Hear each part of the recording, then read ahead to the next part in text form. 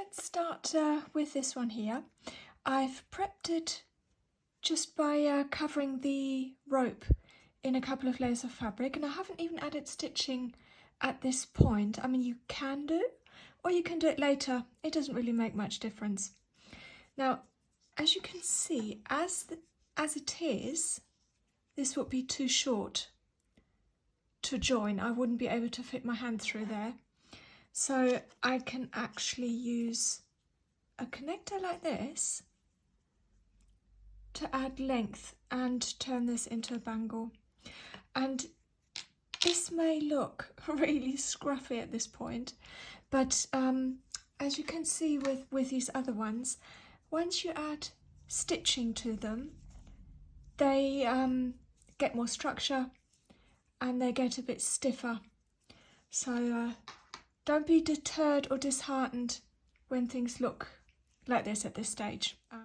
So I start with grabbing a little bit of ribbon, and I'm just going to cut off a little piece, and I'm going to use Fabri-Tac just to add a little bit of glue to start with.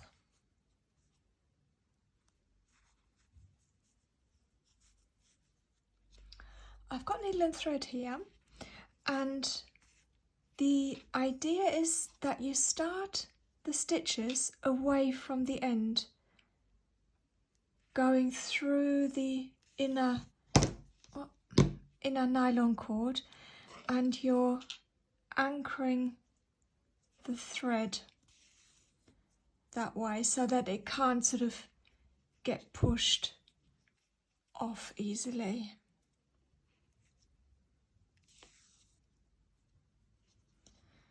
You can do a few wraps if you like.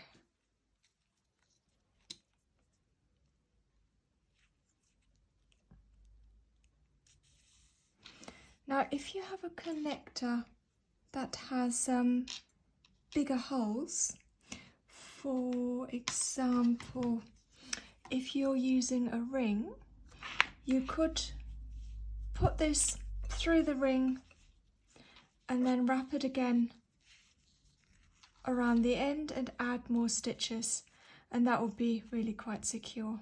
But with this one here, I'm using the little loops either side.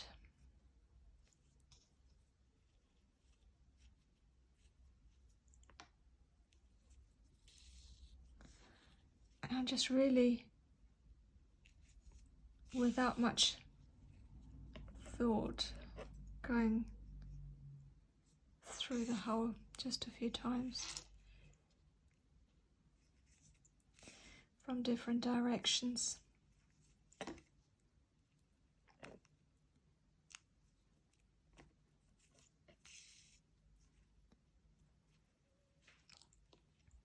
And once you've done a few passes, you can take the rest of this ribbon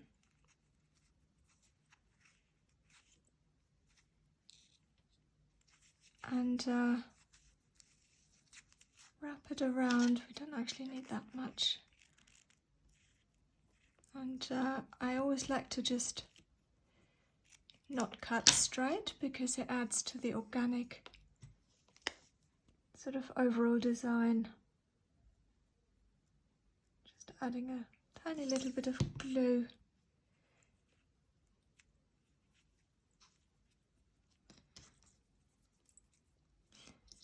And the rest would be secured with a few stitches.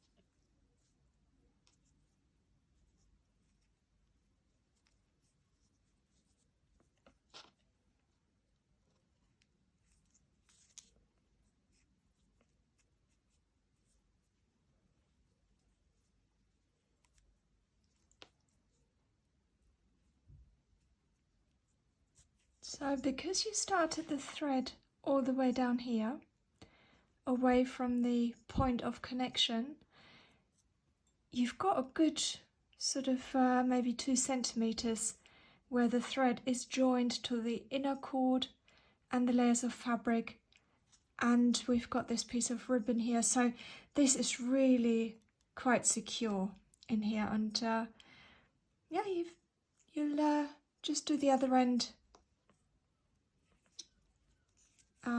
not necessarily in the same way. Obviously you can switch it up, add different fabrics, but it's the same principle. And you can travel the thread back down here if you like. And when you've come to the end of the thread, when it's quite short, just instead of using the tip of the needle, you can actually use the back of the needle just to pass it through again.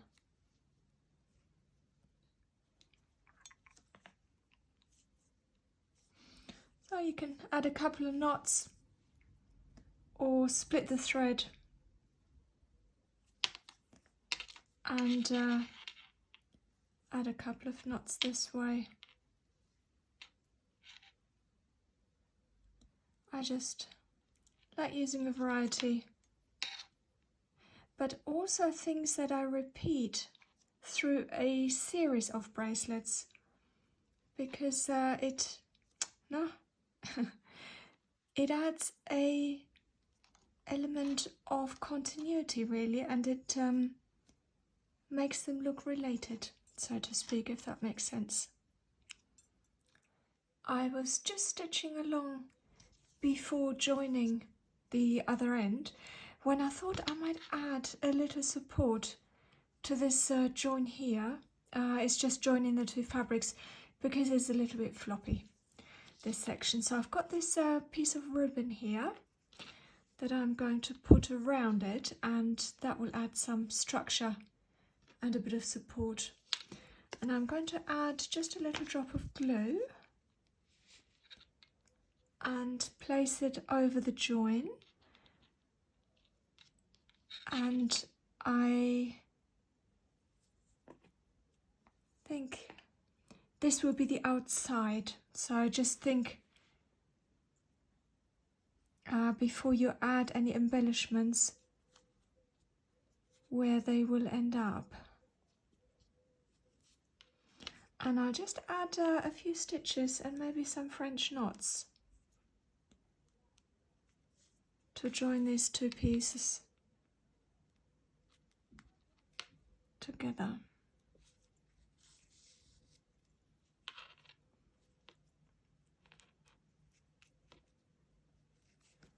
And again, I'm pulling this tight a little bit, so I'm creating texture and shape, some sort of 3D shape.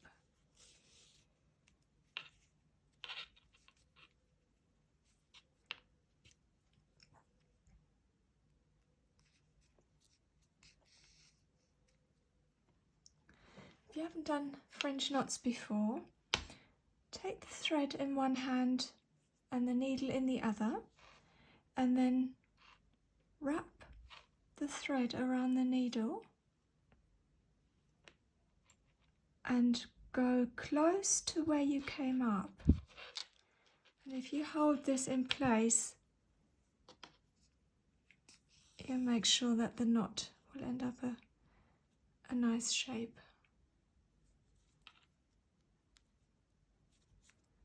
I'm just going to add a few of these.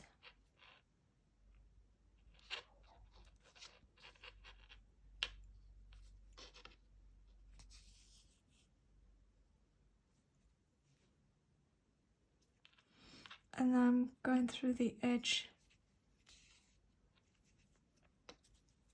although I doubt this will be able to move with the glue in there as well.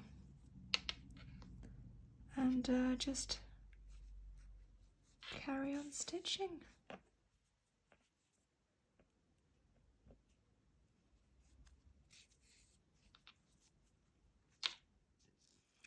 So I've got to this stage with the stitching and thought I'd show you how to do one of these bead coils because they're really quite easy. It's still the same thread that I've been using for this section, and I've got some Miyuki Delica beads size 11. You can use larger beads as well, of course, and it is a bit painstaking to get these on the needle, and you may well have a quicker method. I always find this really slow.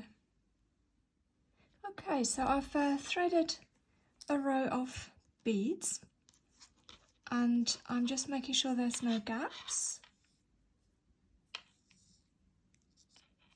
and I start coiling them around. So it is that easy, but really quite effective, I think.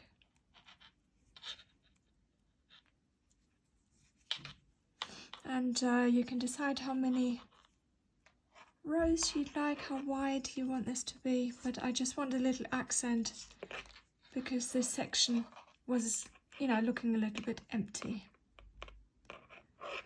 So when things are nice and taut, grab your needle and stitch through the fabric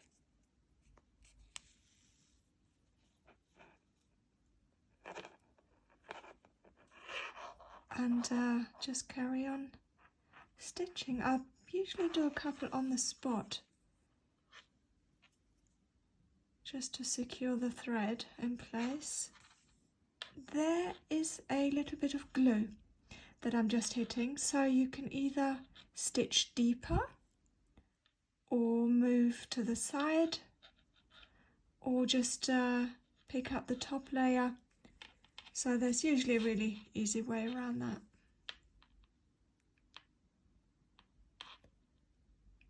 You could also just take the thread back and just stitch through it. I've got close to the edge with the stitching, and it is time to just try on for size again before adding the other side, and I think I will trim it back literally to the beginning of the fabric. And I just want to show you this jewellery making tool. It's by the Beadsmith. I don't use it that often, but when I do, it comes in really handy.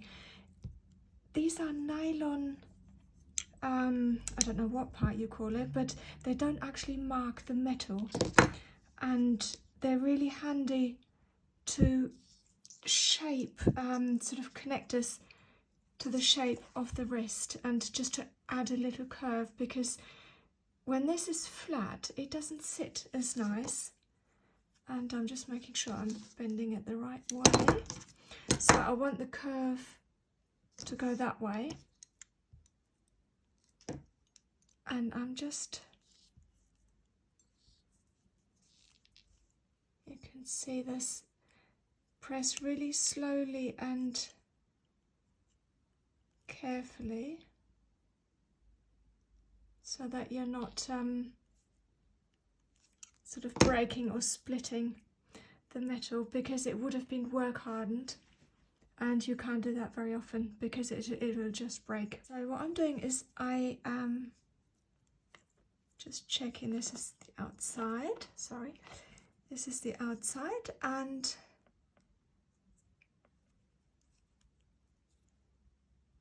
I'm using the existing thread to start joining this, and I'll show you in a minute what I will do to cover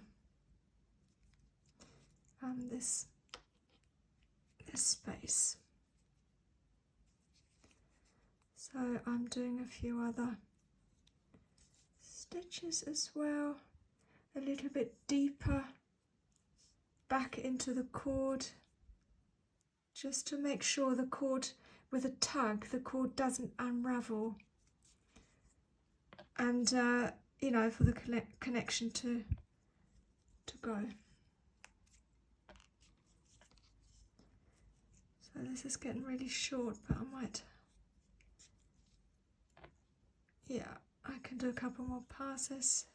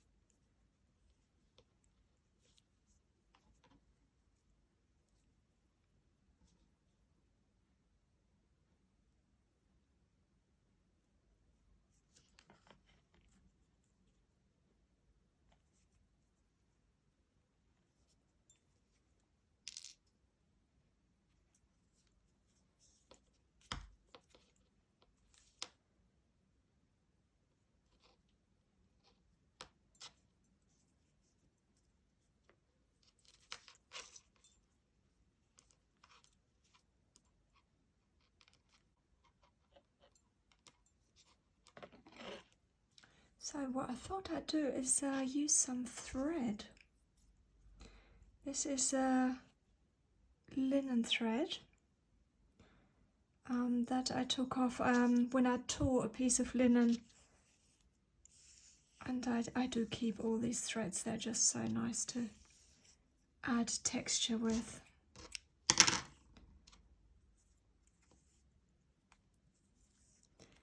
So I'm just literally going to wrap this section.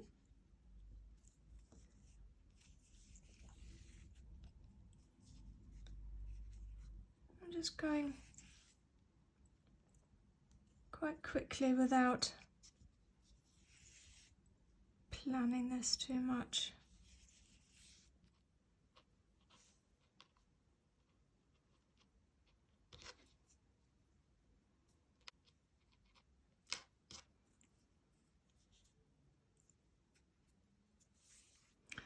You could use tassels like this to put beads on as well if you like.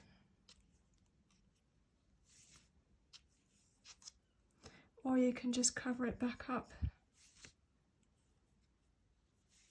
when you go back. Sometimes you might find things don't look quite right yet, and maybe it's time to add something else. Maybe add another material or different colour. And I do like mixing different metals.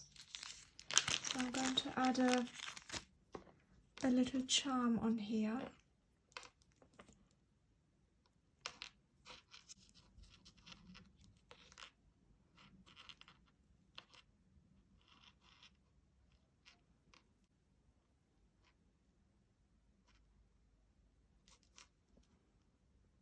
So I want this to dangle, so I'm not making the knot too tight.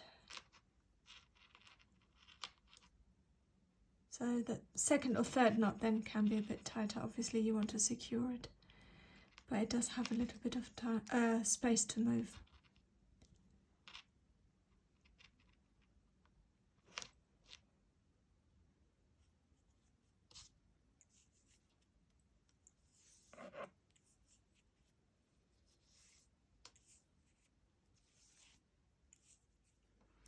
So both sides are connected now, but somehow this section here I don't think connects well because it's so white to the rest of the bangle. So what I'm going to do is, just because the thread is long enough,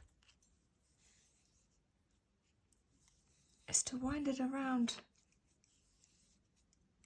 a larger section just to tie it in.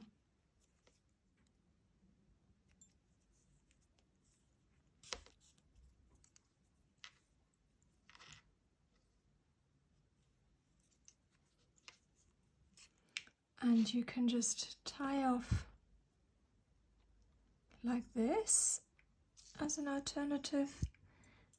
Take a needle, for example, or something else that's quite thin, and just put this inside the loop and just pull, and the knot will travel along.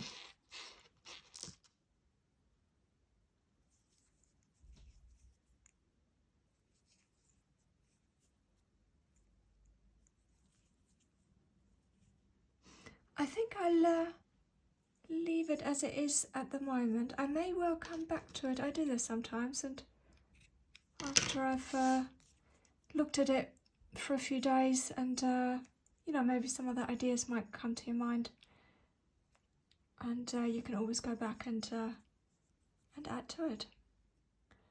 Let me show you a few other things that I've done to the bracelets that I've already done. This is a connector that I've just sewn on top of the bracelet. Then I've added some little, I think they're called Haishi beads. They're just filler beads really, to the end of a little bit of ribbon. This is another connector. They're usually used for earrings. So you'd have your ear hook here, and then there's another loop down here to add drops off of.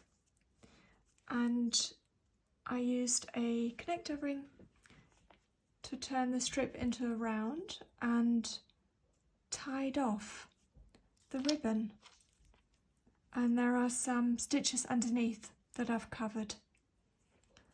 And this dark piece is literally just a little length of linen cut off that I've laid on the side of the bracelet and then just wrapped around it, and you can put a little bit of glue underneath. But again, that adds texture and contrast in the colours. So I've used different fabrics here. This is like a chiffon and some heavyweight linen, sari silk, and again I just stitched in a little charm and some beads on the end, sort of on the outside. And this was a piece of stamped fabric that didn't quite work because the imprint wasn't nice enough to use on its own, so I've just wrapped it around and used it up here. And these are some large hole beads, I suppose, and they were large enough to fit over the ribbon. Thank you so much for watching this part 2 of my bangle series, and I will be back with another episode because I've got this one here and that one where I want to show you some additional embellishment ideas, and there'll also be some crocheting. So I will keep things manageable and split it into different episodes. So watch this space. I will be back soon. Thank you very much for watching. Happy stitching.